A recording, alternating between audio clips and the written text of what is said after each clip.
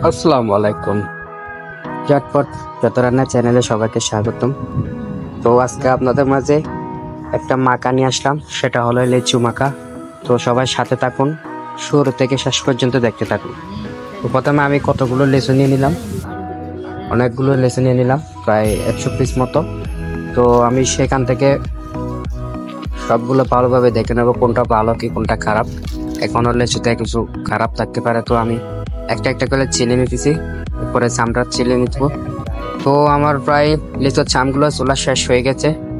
সেই প্যাকে আমি চুলাতে একটা কড়াইয়াতে কিছু শুকনো মরিচ দিয়ে দিলাম ভাঙার জন্য, কেন আমার শুকনো মরিচটা এখন ভাঙা হয়ে গেছে, হালকা পুরা পুরা ভাব চলে আসছে। তো আমার এখন আমি চিনি, লাল মরিচের গুঁড়া, শুকনো মরিচের গুঁড়া এবং বিট লবণ নিয়ে নিলাম একটা প্লেটে। সেই সাথে আমি একটা বাড়িতে নিয়ে নিলাম লিচুগুলো। তো এখন আমার বাড়িতে নিয়ে এসে আমি মশলাগুলো একসাথে ঢেলে দেবো বাড়িতে। ঢেলে দেওয়ার পরে একটা প্লেট দিয়ে উপরে আমি ভালোভাবে নেড়ে চেড়ে নেবো, যাতে ভালোভাবে মিশে যায় লিচুগুলোর সাথে মশলাগুলো। উপরে নিচে ভালোভাবে নেড়ে চেড়ে নিতে হবে। তো দেখেন আমি নিচ থেকে দেখাচ্ছি আপনাদেরকে, মশলাগুলো কিন্তু ঠিক এভাবেই করে নিতে হবে যাতে ভালোভাবে লিচুর সাথে মিক্স হয়ে যায়। তো আপনারা এখন আমি ডাকনা উঠালে দেখবেন আপনারা আমার মাখা কিন্তু অলরেডি শেষ। তো দেখেন মাখা কত সুন্দর লাগতেছে, খেতে কিন্তু সেই এমনি।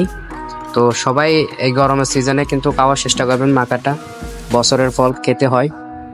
তো সবাই আমাকে সাপোর্ট করবেন, আমার ভিডিও লাইক কমেন্ট সাবস্ক্রাইব করবেন আমার চ্যানেলটা। তো আপনাদের বন্ধুদের মাঝেও শেয়ার করবেন। তো আপনাদের ভালোবাসা ছাড়া কিন্তু আমি কখনো এগিয়ে যেতে পারবো না। সবাই ভালোবাসা দিবেন, আমাকে সাপোর্ট দিবেন। তো ততর ফাঁকে আমার কিন্তু মাখা শেষ। তো কিছু হালকা পানি দিয়ে বাটিতে আমি মশলাগুলো সবগুলো নিয়ে নেবো বাটি থেকে। তো আমি তো দিচ্ছি হালকা করে পানিগুলা। তো আমি একটা ভেঙে দেখলে দেখবেন ভিতরে কিন্তু এগুলোর মাখাটা কিন্তু ভিতরে কিন্তু সুন্দর লাগতেছে। ধন্যবাদ সবাইকে।